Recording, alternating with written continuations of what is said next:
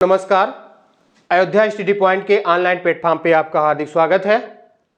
मित्रों, इससे पहले पिछली क्लास में आपने पढ़ा था वर्णमाला। वर्णमाला के पहले आपने पढ़ लिया था हिंदी भाषा तथा भारत की अन्य भाषा, यानी हिंदी तथा भारत की अन्य भाषाएं, उसको पढ़ा था। उसके बाद में उसका प्रैक्टिस सेट भी देखा था। वर्णमाला कल की क्लास में पढ़ा था। वर्णमाला का कुछ हिस्सा अभी बचा हुआ है। वर्णमाला का कुछ हिस्सा बचा हुआ है। जैसे हम उसमें वर्णमाला के दो भेद होते हैं, स्वर और व्यंजन। कौन कौन से? स्वर और व्यंजन। तो कल हम स्वर पढ़ रहे थे। कौन सा पढ़ रहे थे? स्वर। तो हम थोड़ा सा, बहुत समय ना लेते हुए रिवीजन कर लेते हैं एक बार। सबसे पहले हमने क्या पढ़ा था कल? वर्णमाला। वर्णमाला किसे कहते हैं? वर्णों के व्यवस्थित व क्रमबद्ध समूह को वर्णमाला कहते हैं। कल हमने पढ़ा था कि वर्णों के व्यवस्थित व क्रमबद्ध समूह को वर्णमाला कहते हैं। उसके बाद हमने पढ़ा था वर्ण। क्या पढ़ा था? वर्ण। भाषा की सबसे छोटी इकाई को वर्ण कहते हैं। वर्ण का दूसरा नाम क्या है? ध्वनि। यानी वर्ण को ध्वनि भी कहा जाता है। यानी भाषा की सबसे छोटी इकाई को वर्ण कहते हैं। और उसके बाद में वर्ण का दूसरा नाम ध्वनि होता है। इसको पढ़ा था। उसके बाद में वर्णमाला के भेद या वर्ण के भेद हम कह सकते हैं, या वर्णमाला के अंग। तो वर्णमाला के अंग में हमने क्या देखा था? स्वर और व्यंजन। क्या देखा था? स्वर और व्यंजन।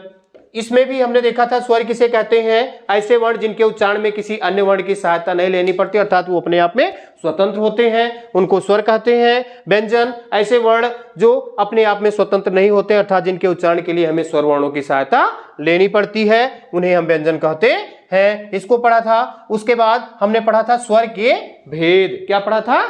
स्वर के भेद। तो इसमें ह्रस्व स्वर, ह्रस्व स्वर, दीर्घ स्वर और प्लुत स्वर या संयुक्त स्वर, इसको हमने पढ़ा था। यहां तक हमारी क्लास हो गई थी। इसके बाद में अब जो बचा हुआ टॉपिक था, इसमें इस टॉपिक में जो बचा हुआ पार्ट था वो है जीभ के प्रयोग के आधार पर, जीभ के प्रयोग के आधार पर स्वर के भेद। जीभ के प्रयोग के आधार पर स्वर के भेद। यहां से कभी कभी प्रश्न पूछ लेता है, तो बस बहुत समय ना लेते हुए थोड़े ही समय में इसको हम बता देते हैं। ये जीभ के प्रयोग, यानी जब हम उच्चारण करते हैं तो जीभ का प्रयोग होता है, उसका आकार कैसा होता है, उसके आधार पर किया गया है। जीभ के किस भाग का, अग्र भाग का या मध्य भाग का या पश्च भाग का, किसका प्रयोग होता है, उसके आधार पर इसको किया गया है। तो ये कितने हैं? ये है 3। कौन कौन से? अग्र स्वर। क्या कहा जाता है? अग्र स्वर है। और दूसरा है मध्य स्वर। क्या है? मध्य स्वर। क्या है? मध्य स्वर। और उसके बाद में जो तीसरा है वो है पश्च स्वर। क्या है? ये पश्च स्वर है। हमने पढ़ लिया था स्वर की संख्या कितनी होती है? स्वरों की संख्या होती है 11, जिसमें 10 की मात्राएं होती हैं और आ की कोई मात्रा नहीं होती है। तो इसमें हम देखिए, री को यहां पे री का जिक्र नहीं किया जाता है। री का यहां पे प्रयोग, री का जो है जीभ के प्रयोग के आधार पर स्वर के भेद में री का जिक्र नहीं किया जाता, री की चर्चा नहीं होती है। तो यहां पे जो है हम 10 वर्णों को लेकर के चलेंगे, स्वर के 10 वर्णों को लेकर के चलेंगे। तो यहां पे जो सबसे पहला है अग्र स्वर। अग्र स्वर, अग्र स्वर का मतलब यह है कि जिसके उच्चारण में जीभ का अगला भाग, सबसे आगे वाला भाग प्रयुक्त होता है, सबसे आगे वाला भाग प्रयोग में आता है, वो अग्र स्वर कहलाता है। तो अग्र स्वर में जैसे हम उच्चारण करते हैं, देखते हैं कौन कौन सा? अ, आ, ई, उ, री। री का प्रयोग है नहीं इसमें, सॉरी, री तो है नहीं। ए, ओ, औ, और इन्हीं तक देखना है। तो यहां पे हम देख रहे हैं, जब अ हम कह रहे हैं तो जीभ का अगला भाग नहीं प्रयोग हो रहा है। आ तब भी नहीं प्रयोग हो रहा है। ई कर रहे हैं तो जीभ आगे की तरफ जा रही है, यानी ई इसमें आ गया। और ई, जब ई बोल रहे हैं तब भी जीभ का अगला भाग प्रयोग हो रहा है। ऊ नहीं हो रहा है, ऊ नहीं हो रहा है। तो यहां पे जो है री का प्रयोग करना नहीं है। ए, क्या है? ए और ए, इनका जब उच्चारण कर रहे हैं तो जीभ का अग्रभाग प्रयुक्त हो रहा है, जीभ के अग्रभाग का प्रयोग हो रहा है। तो अग्र स्वर में आ जाएंगे ई ए, ये आ जाएंगे। कौन कौन से? ई ए, और उसके बाद मध्य में आपका आ जाएगा अ। जब अ का उच्चारण करते हैं तो जीभ का मध्य वाला भाग थोड़ा सा जो है वो मुड़ता है, तो जो मध्य स्वर है उसमें आ जाता है। अब इसके अलावा जो और बच रहे हैं वो आ, और क्या बच रहा है? ऊ और ऊ, ठीक है, ये जो है बच रहे हैं। और उसके बाद में ओ, क्या बच रहा है? ओ और औ, ये बच रहे हैं। तो ये 5 ये हो गए, एक 6 4 10, इसमें री का जिक्र ना करके इनका जिक्र किया जाता है। तो अब ये पूछ सकता है परीक्षा में कि अग्र स्वर, निम्नलिखित में अग्र स्वर कौन सा है? तो वहां पे ऑप्शन में दे दे आ, ऊ और ई, तो उसमें कौन सा सही हो जाएगा? ई सही हो जाएगा। मध्य स्वर कौन सा है? तो मध्य स्वर में यहां से 3 ऑप्शन उठा ले और एक इसको अ को उठा ले, ठीक है। तो इस तरीके से प्रश्न पूछा जा सकता है। तो यहां पे ध्यान रखेंगे। और अगला है जो पश्च है, ये इसमें आ, ऊ, ओ और औ ये वर्ण आते हैं। तो जीभ के प्रयोग के आधार पर स्वर के भेद, जीभ के प्रयोग के आधार पर स्वर के 3 भेद हैं। जीभ के प्रयोग के आधार पर स्वर के 3 भेद हैं, अग्र स्वर, मध्य स्वर और पश्च स्वर। अग्र स्वर में ई ए आ जाता है, मध्य स्वर में आ जाता है, पश्च स्वर में आ, ऊ, ओ और औ आ जाता है। अब इसको पहचानने का एक और तरीका है, बहुत ही आसान तरीका है, इससे आपको समझ में आ जाएगा। जिनके उच्चारण, सॉरी, जिनको लिखते समय नीचे उनके पूंछ टाइप का निकलता है, नीचे उनके पूंछ टाइप का निकलता है, लंबा निकलता है, वो अग्र स्वर में है। आप देख लीजिए, जो ई लिखा गया है इसमें भी नीचे ऐसे है, ई लिखा गया इसमें भी ऐसे है, ठीक है, ई लिखा गया तो इसमें भी ऐसे है, और जब ए लिखा गया तो इसमें भी ऐसे है, और जब ए लिखा गया तो इसमें भी ऐसे है। यानी अग्र स्वर को पहचानने का बहुत आसान तरीका है कि इनमें जो है नीचे पूंछ टाइप का होता है, नीचे पूंछ निकलती है। तो ऐसे वर्ण जिनमें नीचे पूंछ निकलती है वो अग्र स्वर के अंतर्गत आ जाते हैं। अगला जो है मध्य स्वर, मध्य स्वर में एक है, यानी अग्र की पहचान आपको ऐसे कर लेना है, इससे हो जाएगी। और आ अकेला है जो कि मध्य में है, ह्रस्व छोटा जिसको बोलते हैं। लेकिन अब ये हमें पश्च, तो ये इतना समझ में आ गया, तो जो बच रहे हैं वो पश्च में आ जाएंगे, रे का इसमें जिक्र नहीं किया जाएंगे, ठीक है। तो ये आपको समझ में आ गया होगा कि जीभ के प्रयोग के आधार पर स्वर के भेद, जीभ के प्रयोग के आधार पर स्वर के 3 भेद हैं, अग्र स्वर, मध्य स्वर और पश्च स्वर। तो ये इतना समझ में आ गया होगा। और देख लीजिए, एक और है इसमें स्वर से, कल बताया गया था, कल चर्चा हुई थी। तो क्या कहते हैं स्वर को, ये तो समझ में आ गया होगा ना, अग्र स्वर, मध्य स्वर और पश्च स्वर, ये समझ में आ गया होगा। इसके बाद में थोड़ा सा कल चर्चा हुई थी कि स्वर को हम क्या कहते हैं? अच कहते हैं। क्या कहते हैं? स्वर को अच कहते हैं। अब ये देख लेंगे अच क्यों कहा जाता है। देखिए, स्वर को क्या कहते हैं? अच। अब इसमें प्रश्न दे करके पूछ सकता है कि अच किसे कहते हैं, स्वर को या व्यंजन को? तो अच कहते हैं स्वर को। अब ये समझना आपको जरूरी है कि स्वर को अच क्यों कहा जाता है। आपने पाणिनि के 14 सूत्र संस्कृत में देखे हैं, जो है कक्षा 9 से ही आ जाता है, कहीं कहीं पे तो 6 7 8 में भी पढ़ने को मिल जाता है। तो उसी के आधार पे जो है, अब यहाँ पे हम देखिए वो जो सूत्र हैं उसी में से स्टार्टिंग के कुछ सूत्रों को हम लेते हैं, अ ई उ और ड़, इन, और दूसरा है री री री क, उसके बाद में ए ओ ग, उसके बाद में आय ओ च, आय ओ च। ये जो है 4 सूत्र हैं, कौन कौन से?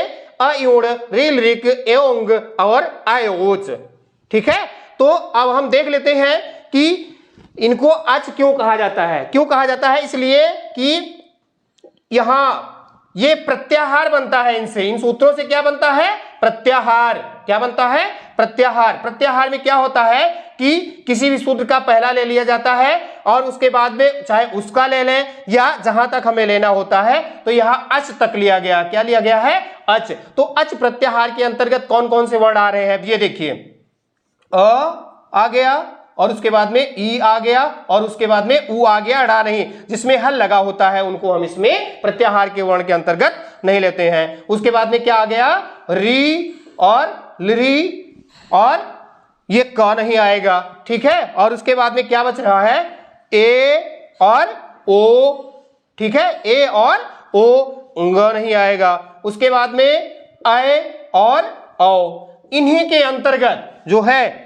चाह नहीं आएगा चूंकि च में हल लगा हुआ है। इन्हीं के अंतर्गत जो है सभी स्वर आ जाते हैं, इन्हीं के अंतर्गत इनका ह्रस्व रूप है, इनका दीर्घ रूप जो है इसी में से ले लिया जाता है, यानी इनका दीर्घ और ह्रस्व रूप दोनों मान लिया जाता है इसमें। तो ये 3, ये 2 5 और ये 4 9, इनका और इनका और इनका, ठीक है, इनका और इनका जो है दीर्घ ले लिया जाता है और ये ली को हटा दिया जाता है। पहले इनको जो है प्राचीन हिंदी वर्णमाला में ली को भी रखा गया था, लेकिन अब ये नहीं है, संस्कृत में ली को हम पढ़ते हैं स्वर के अंतर्गत। तो इसीलिए इसको अच कहा जाता है, इसीलिए क्या कहा जाता है, अच। यही पूरी प्रक्रिया है जिसके कारण स्वर को अच कहा जाता है। तो समझ में आ गया होगा कि स्वर को अच क्यों कहते हैं, स्वर को अच क्यों कहते हैं, ये समझ में आ गया होगा।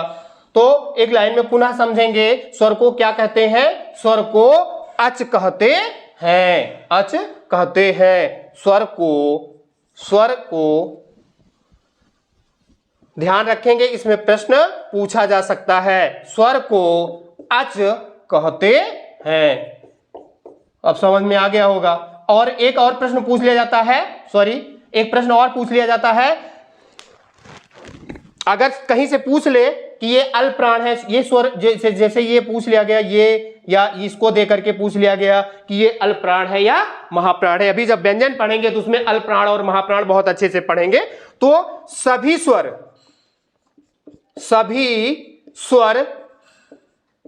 अल्प प्राण, सभी स्वर अल्प प्राण और सघोष होते हैं, सभी स्वर अल्प प्राण और सघोष होते हैं। किसके अंतर्गत आते हैं ये, सभी स्वर अल्प प्राण और सघोष होते हैं।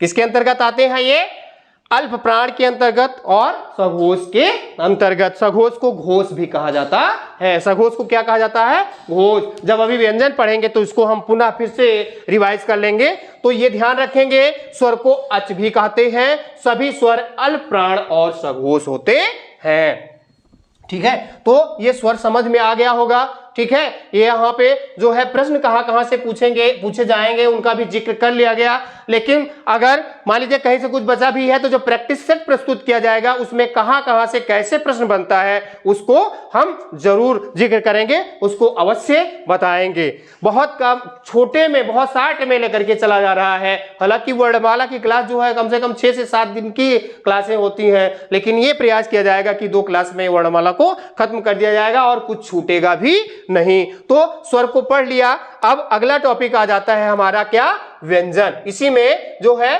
अगला पार्ट है व्यंजन। क्या है, व्यंजन। व्यंजन क्या, व्यंजन जिनके उच्चारण के लिए हमें जिनके उच्चारण के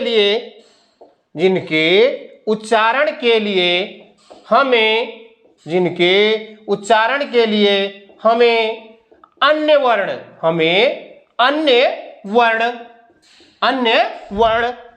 अर्थात किसकी, अन्य वर्ण अर्थात स्वर वर्ण की सहायता लेनी पड़ती है। किसकी, स्वर वर्ण की सहायता लेनी पड़ती है। किसकी सहायता लेनी पड़ती है, स्वर वर्ण की सहायता लेनी पड़ती है। तो इनको क्या कहा जाता है, ऐसे वर्ण जिनके उच्चारण के लिए अन्य वर्ण अर्थात स्वर वर्ण की सहायता लेनी पड़ती है, उन्हें क्या कहा जाता है, उन्हें व्यंजन कहा जाता है। उन्हें क्या कहा जाता है, व्यंजन कहा जाता है। उन्हें क्या कहा जाता है, व्यंजन कहा जाता है। तो स्पष्ट हो गया होगा ना। ऐसे वर्ण जिनके उच्चारण के लिए अन्य वर्ण अर्थात स्वर की सहायता लेनी पड़ती है उन्हें व्यंजन कहा जाता है। व्यंजन अपने में पूर्ण नहीं होते हैं। जैसे हम क्या लिखा हुआ है, क, क्या लिखा हुआ है, क। तो ये जो है एक तरीके से हम अगर व्याकरण पढ़ रहे हैं तो इनको हम वर्ण नहीं मान सकते, इनको क्या कहेंगे, अक्षर कहेंगे। क्या कहेंगे, अक्षर, ये वर्ण कब बनेंगे, इनमें जो है हल लगा देंगे तो ये वर्ण बना, और इनसे क्या अलग हुआ, इनसे अ अलग हो गया, तो क के साथ में अ जुड़ा हुआ था। कभी भी अगर व्यंजन मिला जाएगा, लिखा मिलेगा, तो उनके साथ में कोई ना कोई मात्रा लगी होगी जो कि स्वर की होगी, अर्थात सभी व्यंजन के साथ में, यानी जो भी क से ज्ञ तक व्यंजन होते हैं उसमें उनमें क्या जुड़ा होता है, अ जुड़ा होता है। आ से ज्ञ तक जितने भी व्यंजन होते हैं उनमें क्या जुड़ा होता है, अ जुड़ा होता है। सभी व्यंजनों में आ जुड़ा रहता है। तो जिनके उच्चारण के लिए हमें अन्य वर्ण की अर्थात स्वर वर्ण की सहायता लेनी पड़ती है उन्हें ही व्यंजन कहा जाता है। जैसे क, ख, ग, घ और अंगा, इन सब के साथ में क्या जुड़ा हुआ है, आ जुड़ा हुआ है। इनके उच्चारण के लिए हमें स्वर की सहायता लेनी पड़ती है। अब इनको ऐसे कर देंगे, इनको ऐसे कर देंगे तो ये क्या पढ़ा जाएगा, क, ख, ग, घ, अंग, यानी ये अपूर्ण लग रहे हैं, ये अपने आप में पूर्ण नहीं है। जब इनमें अ जुड़ता है अर्थात कोई स्वर वर्ण जुड़ता है तभी ये पूर्ण होते हैं। तो ऐसे वर्ण जो अपने आप में स्वतंत्र नहीं होते हैं, ऐसे वर्ण जो अपने आप में स्वतंत्र नहीं होते हैं या जिनके उच्चारण के लिए अन्य वर्ण की सहायता लेनी पड़ती है, उन्हें ही हम क्या कहते हैं, व्यंजन कहते हैं। तो व्यंजन आपको समझ में आ गया होगा है। तो अब आगे चल के देखते हैं व्यंजन के भेद। क्या देखते हैं, व्यंजन के भेद। व्यंजन आपको समझ में आ गया होगा। यहां से प्रश्न तो नहीं पूछेगा क्योंकि ये परिभाषा है, लेकिन हमें व्यंजन जानना तो जरूरी है कि व्यंजन है क्या। अब हम जो है समझेंगे क्या, व्यंजन के भेद। क्या समझेंगे, व्यंजन के भेद। यहां से प्रश्न पूछा जाता है, यहां से प्रश्न पूछा जाता है, व्यंजन के भेद। अब इनको पूरे भेद को हमें अच्छे से समझना है। व्यंजन के कितने भेद हैं, व्यंजन के कितने भेद हैं। नंबर 1, स्पर्श या वर्गीय। स्पर्श या वर्गीय, इनको स्पर्श भी कहा जाता है और वर्गीय, स्पर्श या वर्गीय व्यंजन, ये एक हो गया। और नंबर 2, स्पर्श या वर्गीय व्यंजन, और ये है अंतस्थ। क्या है ये, अंतस्थ व्यंजन। क्या है ये, अंतस्थ व्यंजन। और उसके बाद में तीसरा है ऊष्म व्यंजन। क्या है, ऊष्म व्यंजन। ऊष्म का मतलब गर्मी, ठीक है। अंतस्थ का मतलब जो अंतर से स्थित होकर के अंतर से निकले। तो ये 3 हो गए, कौन कौन से, स्पर्श या वर्गीय व्यंजन, अंतस्थ व्यंजन और ऊष्म व्यंजन। जब हम स्वर पढ़ रहे थे तो हमने उनमें देख लिया था कि स्वर वर्णों की संख्या कितनी होती है, स्वर वर्णों की संख्या 11 होती है। उसी तरीके से यहाँ पे भी हमें देखना है कि व्यंजन वर्ण कितने हैं, ठीक है। लेकिन सबसे पहले इनको देख लेते हैं। सबसे पहला है स्पर्श या वर्गीय व्यंजन। स्पर्श का मतलब क्या होता है भाई, स्पर्श का मतलब होता है छूना। स्पर्श का मतलब क्या होता है, छूना। और वर्गीय का मतलब क्या होता है, वर्ग में बटे होना। तो ये तो देख लिए ना, 3 होते हैं, कौन कौन से, स्पर्श या वर्गीय व्यंजन, अंतस्थ व्यंजन और ऊष्म व्यंजन। अब हम एक एक को समझते चलेंगे, एक एक को समझते चलेंगे। सबसे पहले हम क्या समझेंगे, स्पर्श या वर्गीय व्यंजन को समझेंगे। किसको समझेंगे, स्पर्श या वर्गीय व्यंजन को। इनको हम इधर ले लेते हैं ताकि हमें स्पेस बचा रहेगा तो आगे काम देगा। स्पर्श, सबसे पहला क्या था, स्पर्श या वर्गीय व्यंजन। क्या था, स्पर्श या वर्गीय व्यंजन। स्पर्श या वर्गीय व्यंजन, इन्हीं को स्पर्श व्यंजन भी कहा जाता है और वर्गीय व्यंजन भी कहा जाता है। इसलिए कहा जाता है क्योंकि इनके उच्चारण में स्पर्श, स्पर्श का मतलब छूना, अर्थात इनके उच्चारण में जो जिह्वा है, जो हमारी जीभ है, वो मुंह के किसी अन्य भाग से, मुंह के किसी अन्य भागों से, कंठ से या तालु से या मूर्धा से या दंत से कहीं ना कहीं स्पर्श करती है। तो इसीलिए इनको क्या कहा जाता है, स्पर्श या वर्गीय व्यंजन। तो ये कितने हैं, स्पर्श या वर्गीय व्यंजन। वर्गीय का मतलब ये वर्ग में बटे होते हैं। किस में बटे होते हैं, वर्ग में। तो पहला जो वर्ग है ये है क वर्ग। क्या है, क वर्ग। तो इसके अंतर्गत आ गया क, ख, ग, घ और अंग। उसके बाद में आ जाता है च वर्ग। क्या आ जाता है, च वर्ग, च वर्ग। इसके अंतर्गत च, छ, ज, झ और य। च, छ, ज, झ और य। तीसरा आ जाता है क, ख, ग, घ, च, छ, झ, य। तीसरा आ जाता है आपका ट वर्ग। क्या आ जाता है, ट वर्ग, इसीलिए इसको क्या कहा जाता है, इसीलिए इसको कहा जाता है वर्गीय, जो वर्ग में बटे हुए हैं। तो इसमें आ जाएगा ट, थ, ड, ढ और ण, ट, ठ, ड, ढ, ण। ठीक है, ध्यान रखेंगे। कभी कभी इसको क्या होता है, लिखते समय हम इसको इधर लिख देते हैं और इसको इधर लिखते हैं, लेकिन सही क्रम इनका ये है। और अगला जो है वो है त वर्ग, जो चौथा वर्ग है ये त वर्ग है। तो इसमें आ जाएगा आपका त, थ, द, ध और न, त, थ, द, ध और न। जो अगला आ जाएगा वो आ जाएगा प वर्ग। क्या आ जाएगा, प वर्ग। इसके अंतर्गत आ जाएगा प, फ, ब, भ और म, प, फ, ब, भ और म।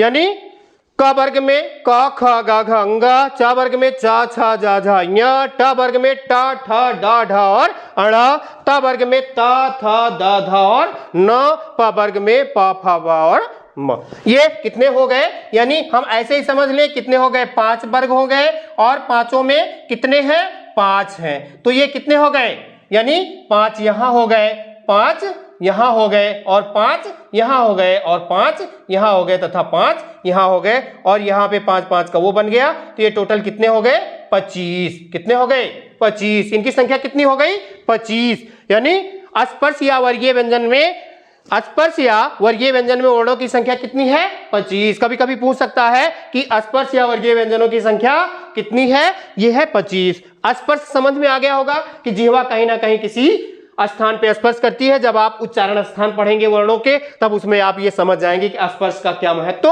है, स्पर्श शब्द का प्रयोग क्यों होता है। वर्गीय, ये आपको समझ में आ गया होगा, ये वर्गों में बटे हैं, इसलिए वर्गीय शब्द का प्रयोग किया जाता है। दूसरा आ जाता है आपका, आपने क्या पढ़ा, अंतस्थ। क्या पढ़ा, अंतस्थ।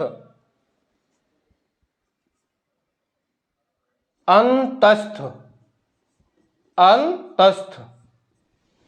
इसके अंतर्गत अंतस्थ व्यंजन, इसके अंतर्गत क्या क्या आता है, अंतस्थ व्यंजन। ऐसे अंतस्थ व्यंजन, ऐसे व्यंजन वर्ण जिनके उच्चारण में वायु फेफड़े से सीधा निकलती है, सीधा निकलती है, लेकिन जो है वो कहीं स्पर्श, जिह्वा जो है निकलती है, लेकिन जिह्वा कहीं ना कहीं स्पर्श करते करते जाते ही रुक जाती है। तो इसलिए इनको क्या कहा जाता है, अंतस्थ व्यंजन। ये सीधा अंदर से जो है फेफड़े से निकलते हैं। तो ये क्या, कौन कौन से हैं, य, र, ल और व। कौन कौन से हैं, य, र, ल और व। अंतस्थ व्यंजन में कौन कौन से हैं, य, र, ल और व। ठीक है, ये किस में आते हैं, ये आते हैं अंतस्थ में। किस में आते हैं, ये अंतस्थ में। तो ये कितने हो गए टोटल, ये हो गए कितने, 4। कितने हो गए, ये 4। अगला जो है बच रहा है मेरा, वो बच रहा है ऊष्म व्यंजन। क्या बच रहा है, ऊष्म व्यंजन। ऊष्म व्यंजन, ऊष्म व्यंजन किसे कहा जाता है भैया, जिनके उच्चारण करते समय या जिनका उच्चारण करते हैं तो जो है जो मुंह से वायु निकलती है वो गर्म गर्म निकलती है, ऊष्म यानी उष्मा के साथ है, अर्थात गर्म निकलती है, इसीलिए इनको क्या कहा जाता है, ऊष्म व्यंजन। इसमें सा, तीनों सा होते हैं, तीनों सा, स, स और ह। कौन कौन होता है, स और ह। ये कितने हो जाते हैं, ये कितने हो जाते हैं टोटल, ये भी हो जाते हैं 4। कितने हो जाते हैं, 4। कितने हो जाते हैं, 4। कितने हो जाते हैं, 4। 25 हो गए स्पर्श या वर्गीय, 4 हो गए अंतस्थ व्यंजन और 4 हो गए ऊष्म। अब इन तीनों को जोड़ देंगे तो कितने हो जाएंगे, 25 प्लस 4 प्लस 4। तो इनकी संख्या कितनी हो गई, 25 प्लस 4 29, 4 33। कितनी हो गई, 33। तो जो वर्णमाला में व्यंजन वर्णों की संख्या है वो कितनी है, 33 है। कितनी है, 33। तो आपको समझ में आ गया होगा व्यंजन के भेद, व्यंजन के भेद।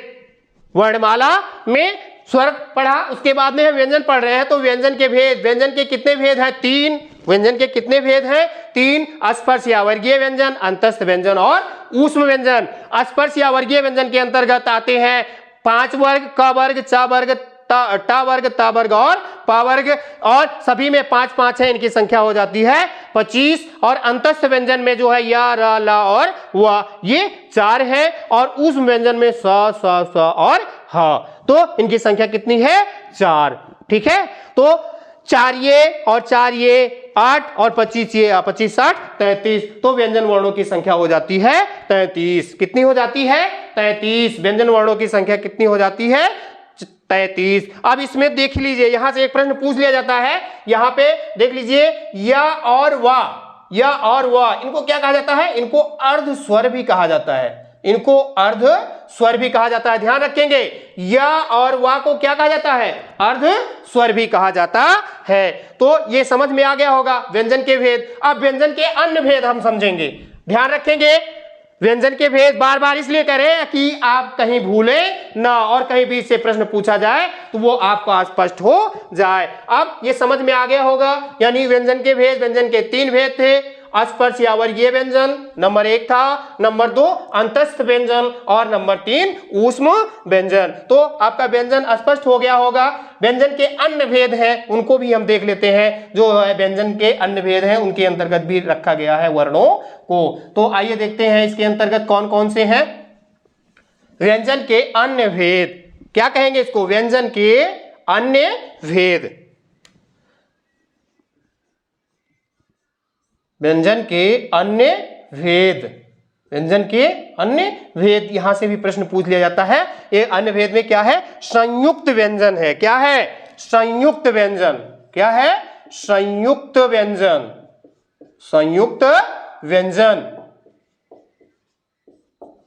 क्या है? संयुक्त व्यंजन। इसमें हम देखेंगे कि संयुक्त व्यंजन में संयुक्त का मतलब होता है मेल या जोड़। संयुक्त का मतलब क्या होता है? मेल या जोड़। इसमें देखिए, जब दो व्यंजनों को आपस में, दो व्यंजनों को आपस में जोड़ करके, दो व्यंजनों को आपस में जोड़ दिया जाता है, तो उन्हीं को क्या कहा जाता है? संयुक्त व्यंजन कहा जाता है। देखिए, पहले तो 3 मिलते थे, कौन कौन से? छ, त्र और ज्ञ। क्या मिलते थे? छ, त्र और ज्ञ। लेकिन जो नए प्रकाशन की किताबें हैं, मुद्रित हुई हैं, उनमें स्र भी मिलता है। क्या मिलता है? स्र। तो यहां पे छ जो है, इसके अंतर्गत क्या क्या मिला है? क और स मिला है। क्या मिला है? क और स। और ता, इसमें जो है त और रा। बहुत ही इंपॉर्टेंट प्रश्न है, ये बहुत बार पूछा गया, ध्यान रखेंगे, यहां से प्रश्न बनता ही बनता है। इसके अंतर्गत ज और न्य, ध्यान रखेंगे, जो पहला होगा उसमें हल लगा रहता है। जो पहला होता है वो दूसरे पर आश्रित होता है, जो पहला होता है वो आधे रूप में होता है, और जो दूसरा वर्ण होता है वो पूरा होता है। इसमें जो है स और र, क्या है ये? स और र। तो ये देखिए, और कहीं कहीं पे ये तो मिलता है, और कहीं कहीं इसका 3 भाग कर दिया जाता है, यानी इसमें जो है अ जोड़ करके इस तरीके से कर दिया जाता है। ठीक है, तो ये ध्यान रखेंगे, इन सभी में अ जुड़ा हुआ है। तो क और स जुड़ करके क्या बना? छ। क्या बना? छ। इसका उच्चारण तो यही होना चाहिए, स। क्या होना चाहिए इसका उच्चारण? स। जो क और स जुड़ा हुआ है, तो इसका उच्चारण तो यही होना चाहिए ना, क और स। लेकिन क्या करते हैं हम लोग? सीधा सीधा कहते हैं छ। क्या कहते हैं? छ। तो क और स इसमें जुड़ करके छ बना, ता और रा जुड़ करके त्रा बना, जा और या जुड़ करके क्या बना? ज्ञ। और सा और रा जुड़ करके क्या बना? स्रा। क्या बना? स्रा। ये तो मूल संयुक्त व्यंजन है। कौन है ये? मूल संयुक्त व्यंजन है। पूछ सकता है कि मूल संयुक्त व्यंजन कितने हैं, तो मूल संयुक्त व्यंजन जो है 4 है। जैसे हम प और रा को यहां पे जोड़ दिए, ये प और रा को जोड़ दिए, तो ये भी क्या है? संयुक्त व्यंजन है। द और वा को जोड़ दिए, तो ये भी क्या है? संयुक्त व्यंजन है। ध और या को जोड़ दिए, तो ये भी क्या है? संयुक्त व्यंजन है। ठीक है, और यदि हम म और या को जोड़ दिए, तो ये भी क्या है? संयुक्त व्यंजन है। तो संयुक्त व्यंजन में जो पहला होता है वो अपने आधे रूप में होता है, और जो बाद वाला होता है उनके साथ में अ जुड़ा होता है, अर्थात वो अपने पूर्ण रूप में होता है। तो व्यंजन आपका समझ में आ गया होगा। ठीक है, संयुक्त व्यंजन जब दो व्यंजनों को आपस में जोड़ करके क्या किया जाता है? जोड़ करके एक साथ लिखा जाता है तो उन्हें ही संयुक्त व्यंजन कहते हैं। तो मूल संयुक्त व्यंजन छ, त्र, ज्ञ और स्र हैं। ये 4 संयुक्त मूल व्यंजन हैं और इन्हीं को नहीं किसी भी हम 2 व्यंजनों को आपस में जोड़ दें, इन्हीं को नहीं हम किसी को भी 2 व्यंजनों को आपस में जोड़ दें, किसी को भी नहीं, चाहे जिस वर्ण को हम आपस में जोड़ दें 2 व्यंजन वर्णों को, तो उनको हम क्या कहते हैं, उनको कहते हैं हम संयुक्त व्यंजन। क्या कहते हैं? संयुक्त व्यंजन। अब इसमें और भी व्यंजन के कुछ रूप हैं, उनको भी देख लेते हैं। संयुक्त व्यंजन समझ में आ गया होगा। संयुक्त व्यंजन जो है छ, त्र, ज्ञ और स्र है। संयुक्त व्यंजन कौन कौन से हैं? संयुक्त व्यंजन है छ, इसको आपने देख लिया कि किस किस से जुड़ा हुआ है, त्र और ज्ञ तथा ये स्र। और अब इसमें जो है कुछ और भी रूप हैं जिनके आधार पर जो है इनको व्यंजनों को जाना जाता है। इसमें जो है अस्पर्श संघर्षी, अस्पर्श संघर्षी, अस्पर्श संघर्षी व्यंजन भैया, जिनके जो अस्पर्श संघर्षी यानी जो स्पर्श करते हैं, यानी जिह्वा जब उनका उच्चारण करती है तो ऐसा होता है संघर्ष करती है, यानी जब जिह्वा है जो वायु निकलती है वो संघर्ष के साथ निकलती है, तो इनको कहा जाता है स्पर्श है। और संघर्ष भी करते हैं, स्पर्श वर्ग, स्पर्श या वर्गीय बताया गया था ना, ये स्पर्श में भी है और संघर्ष भी करते हैं। तो ये है च, छ, ज, झ। कौन कौन है? च, छ, ज और झ। ये किस में आते हैं? स्पर्श संघर्षी व्यंजन। क्या कह सकते हैं इनको? स्पर्श संघर्षी व्यंजन। क्या कहेंगे इनको? स्पर्श संघर्षी व्यंजन। सॉरी, ये क्या है? स्पर्श संघर्षी व्यंजन। स्पर्श संघर्षी व्यंजन यानी इनका उच्चारण करते समय जब जिह्वा स्पर्श करती है तो वो संघर्ष करती है मुंह के अन्य अंगों से। जो है ऊष्म संघर्षी, ऊष्म तो आपने पढ़ा, ऊष्म पढ़ लिया ना, तो उन्हीं में जो है ऊष्म, ये स्पर्श संघर्षी यानी स्पर्श वर्गीय थे, स्पर्श या वर्गीय अंग के थे। ऊष्म में आपने पढ़ लिया कौन कौन थे। ऊष्म में आपका था स, स, स और स। अब भैया इनको, इन तीनों को क्या कहा जाता है? सकार कहा जाता है। कहीं भी जिक्र कर लिया जाए ध्यान रखना, सकार के अंतर्गत कौन कौन से आते हैं? तो सकार के अंतर्गत ये तीनों आते हैं। कौन कौन? स, श और स। कौन कौन से आते हैं सकार के अंतर्गत? स, स और स। अब देख लीजिए इनको, ये हम क्या कहते हैं? इनको शा। क्या कहते हैं? शा। जब इनका उच्चारण हम करते हैं तो जो जिह्वा है वो तालु से, कहां से? तालु से, इसलिए इसको क्या कहा जाता है? तालव्यसा कहा जाता है। क्या कहा जाता है? तालव्यसा। और जब इनका उच्चारण करते हैं, इनका उच्चारण करते हैं तो क्या होता है? जिह्वा जो है वो इचु ईशाणाम तालु, तो ये जो है सा जो है तालु से, और री टू रसाणाम मूर्धा, ये जो है मूर्धन्य सा इसको बोला जाता है। क्या बोला जाता है? मूर्धन्य सा। इनको क्या बोला जाता है? मूर्धन्य। यानी जब इनका उच्चारण करते हैं तो जिह्वा जो है कहां पे स्पर्श करती है? जब इनका उच्चारण करते हैं तो जिह्वा जो है मूर्धा से स्पर्श करती है, यानी जहां जीभ और कंठ आपस में मिले होते हैं वो भाग जो है मूर्धा का होता है। और इसके बाद में जो अगला है वो आपका आ जाता है दंत सा। क्या आ जाता है? दंत सा। क्या आ जाता है? दंत सा। यानी इनके उच्चारण करते समय जो जिह्वा है वो दांत से स्पर्श करती है, इसलिए इनको दंत सा कहा जाता है। इसलिए इनको क्या कहा जाता है? दंत सा। और अभी आपने क्या पढ़ा? अर्ध स्वर को पढ़ लिया होगा आपने। अर्ध स्वर, अर्ध स्वर बता दिया गया किसको किसको कहा जाता है, किन किन 2 व्यंजनों को कहा जाता है? या और वा को। या और वा को क्या कहा जाता है? अर्ध स्वर। या और वा को अर्ध स्वर कहा जाता है। इसके बाद में जो है पार्श्विक या कंपित, पार्श्विक या कंपित, इन्हीं को पार्श्विक भी कहा जाता है और प्लस में कंपित भी कहा जाता है, यानी कि उच्चारण करते समय कंपन होती है। तो ये है क्या? ल है। क्या है ये? ल। और उसके बाद में लुंठित या लुंठित, लुंठित या प्रकंपित। प्रकंपित का मतलब बार बार कंपन होना, प्रकंपित का मतलब बार बार कंपन होना। ये है र। क्या है ये? र।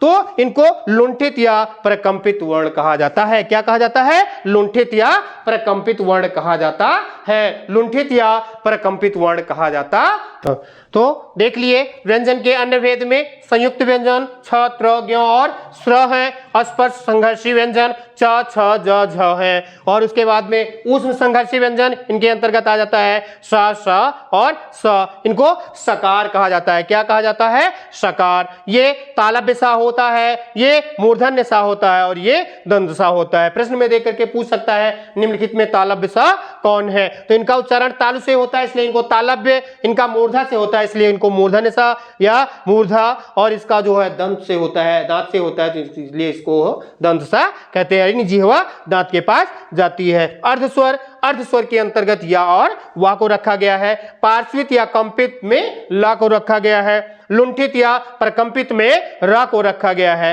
सकार यानी ये तीनों जो है स, स, स, इनको सकार कहा जाता है। इनको तालव्य सा, मूर्धन्य सा और दंत सा।